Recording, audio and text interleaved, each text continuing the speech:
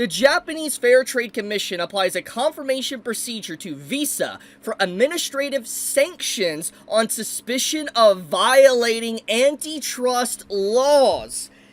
This is huge. Like, this is actually some of the best news we could have gotten from Japan when it comes to the whole Visa MasterCard payment processor debacle with, Collective Shout as well, kind of raising their voice and people becoming aware of them. This is legitimately incredible news, because what this basically outlines is that Japan's done. They're done with Visa and these other payment processors getting away with, causing other different small businesses within Japan to buckle and bend the knee, shut down operations, everything, all for brand protection. For instance, Visa's brand protection. It's clear that Japan's done with it. And I'm just so glad that we've had back-to-back good news with this, with Yamada Taro getting, elected, and then even seeing another politician, by the way, I want to pull it up here. This is another politician in Japan. Like, here's actually what his page looks like. You can see it for yourself. I'll translate it here. But this is a Japanese politician straight up name-dropping Collective Shout as well. And this happened like a day and a half ago.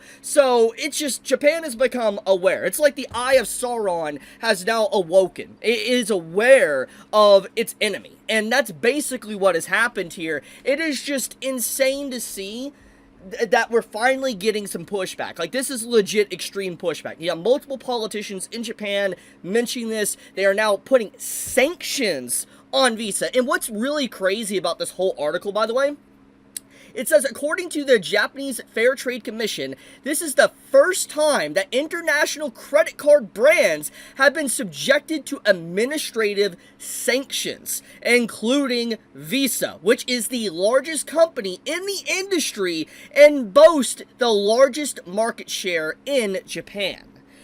That is huge. Like, once again, the levels of how huge this is unfathomable. Like, for instance, Visa is getting slapped with this antitrust, law violations, and obviously there's going to be probably massive investigations. And if you scroll down here, this is more of retreading some stuff basically from the past. There was already investigation last year. I briefly talked about it, but it seems like Japan, with everything that's been going on, it's become increasingly clear, and the core Japanese community and people that live in Japan have become aware of Visa and MasterCard's overbearing nature.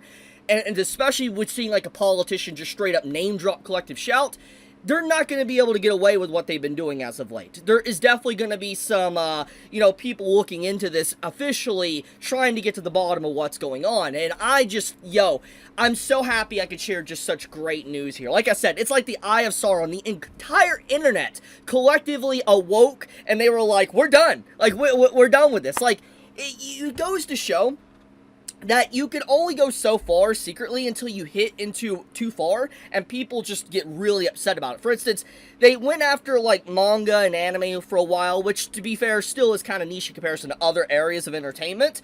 And then they finally started going after gaming, which what happened as of late with Steam removing hundreds of games, Visa and MasterCard and all of them basically forcing Steam to change policies, to write a whole new policy just to remove games.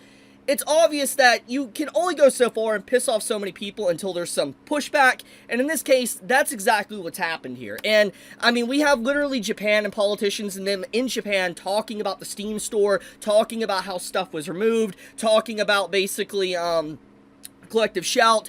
It's just, this is some pretty big stuff. In related news, there was a petition made on change.org, and the main goal of the petition was to tell MasterCard, Visa, and activist groups to stop controlling what we can watch, read, or play. However, upon this petition being out for about 20 or so hours, apparently change.org contacted the person that put up the petition and said that this petition has been allegedly defamatory. For instance, it is trying to defame certain groups or activist groups and stuff, and it's very obvious what's going on here. Basically, Collective Shout literally contacted change.org to get this petition taken down. If you didn't already hate this group, Collective Shout, then this definitely probably can do it. It goes to show they're worried, they're scared, there's a lot of pressure building, you have politicians name-dropping them, you have them trying to take down petitions on trying to stop them from having this overreaching of power or being able to contact payment processors like this and get your stuff just completely removed. Fictional content that hurts nobody. They're trying that, and they're worried, obviously. There's just a massive pushback. It's like blowing up all in their face right now, and, you know, people are not having it. It's very obvious. Like, the internet in general is just not dealing with this. I have seen honestly, I have not seen this many people unified against a group and a situation in a long time, at least in the gaming space, anime space, and manga space. Like, I have seen everybody, people that are normally enemies of each other, actually coming together and just straight up talking about this and saying how wrong this is. So it goes to show, you can only push so far until you unite people, and that's what's happened. Now, with all of that being talked about, the last thing I want to throw up on screen here is this right here. So this individual that you see me quote retweeting is a Collective Shout member. Officially works for Collective Shout. I'll pull it up right here. You can see that they are, you know, actively working with Collective Shout. And if you go to this post they made literally this morning, they make an entire thread. You can literally see it right here, defending cuties. Now, I want to make sure I reiterate what Collective Shout stands for. For those that don't know who they are a pro-feminist activist group meant to protect girls and women. But apparently, Cuties is fine.